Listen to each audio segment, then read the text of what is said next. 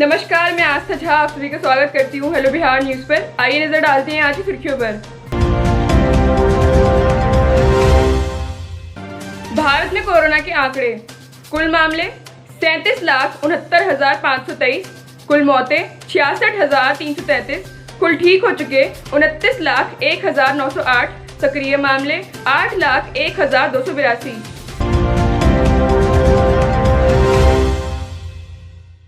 सरकार ने विमान सेवा कंपनियों को तत्काल प्रभाव से उड़ानों की संख्या बढ़ाने की अनुमति दे दी है। नागरिक उड्डयन मंत्रालय ने एक आदेश जारी कर कोविड-19 से पहले मंजूर ग्रीष्मकालीन समय सारणी की तुलना में 60% उड़ानों को अनुमति दे दी है। अभी यह सीमा 45% थी।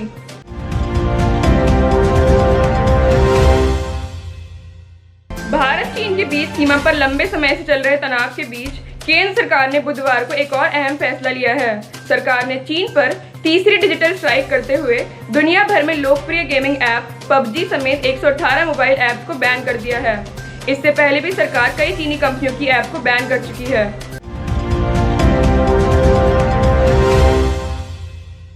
भारत और चीन की सेनाओं के बीच पूर्वी लद्दाख में एलएसी पर 29 अगस्त की रात हुई झड़प के बाद तनाव कायम है।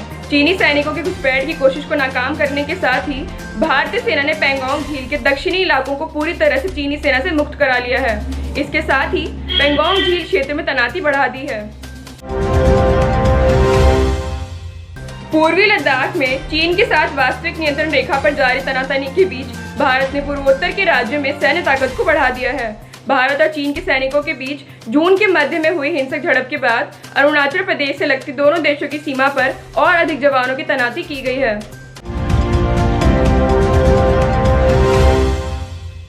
दिल्ली में जारी कोरोना संकट के बीच दिल्ली के मुख्यमंत्री अरविंद केजरीवाल जी ने बुधवार को राजधानी के नर्सिंग होम संचालकों को एक बड़ी राहत देते हुए उनके लाइसेंस 1 साल के लिए बढ़ाने का फैसला लिया है। दिल्ली सरकार की ओर से मिली जानकारी के अनुसार राजधानी में जिन नर्सिंग होम का लाइसेंस 31 मार्च 2020 को खत्म हो गया है, उन्हें 31 मार्च 2021 तक एक्सटेंशन मिलेगा।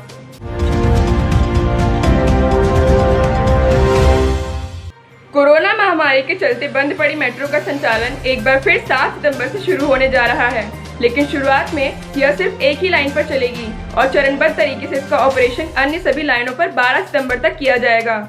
मेट्रो के चलने का समय निर्धारित किया गया है। इस पर सुबह 7 से 11 बजे तक, जबकि शाम को 4 बजे से लेकर रात 8 बजे तक मेट्रो चलाई जाएगी।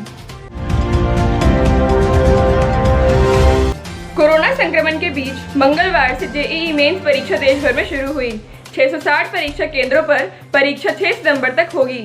कोरोना संक्रमण के दौरान होने वाली सबसे बड़ी परीक्षा जेईई मेंस में पहले ही दिन राजस्थान के कोटा के एक केंद्र पर बड़ी चूक सामने आई है। यहाँ जेईई मेन परीक्षा देने कोरोना पॉजिटिव छात्र परीक्षा केंद्र पहुंच गया। वहीं केंद्र पर उसे यह कहकर वापस लौटा दिया गया कि उसकी परीक्षा बाद में होगी, जबकि एनटीए की एडवाइजरी व एडमिट कार्ड में कहीं भी यह जिक्र नहीं था कि पॉजिटिव छात्रों का आना जरूरी नहीं है।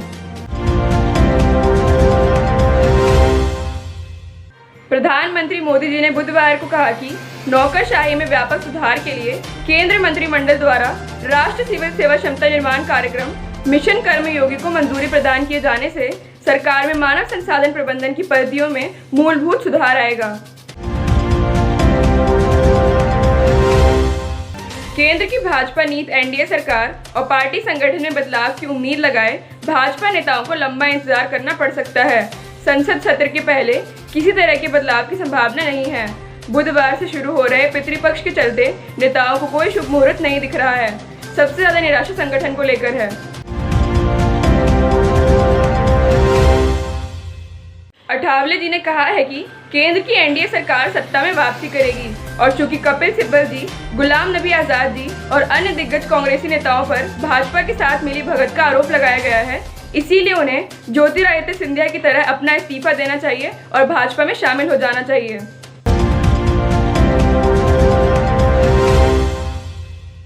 संसद के आगामी मॉनसून सत्र में ना तो प्रश्नकाल होगा और ना ही गैर सरकारी विधेयक लाए जा सकेंगे।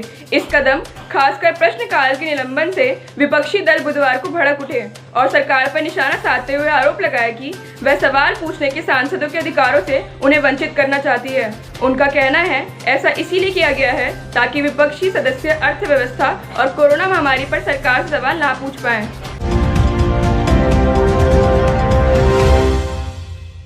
चीन एक तरफ जहां लगातार लद्दाख से लेकर दक्षिण चीन से पूर्ण कार्रवाई कर पड़ोसियों को परेशान कर रहा है, तो वहीं उसको सबक सिखाने के लिए लामबंदी भी हो रही है।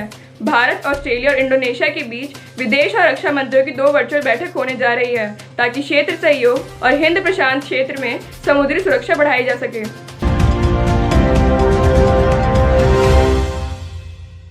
यात्रीगण कृपया ध्यान दें, ट्रेन से वातानुकूलित डिब्बे में यात्रा करने जा रहे हैं तो बेडशीट, कंबल, तकिया साथ ले जाना ना भूलें। अब ये मुफ्त में नहीं मिलेंगे, इसके लिए बकायदा प्लेटफॉर्म पर बिक्री होगी। रुपए यात्री को अपनी जेब से देने होंगे।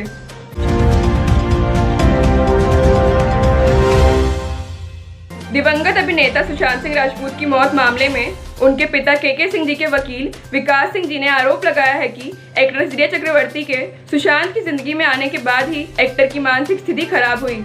विकास सिंह जी ने मीडिया पर सुशांत के परिवार को बदनाम करने के लिए कैंपेन चलाने का भी आरोप लगाया। उन्होंने कहा कि इससे आरोपी रिया को फायदा पहुंचाया जा रहा है।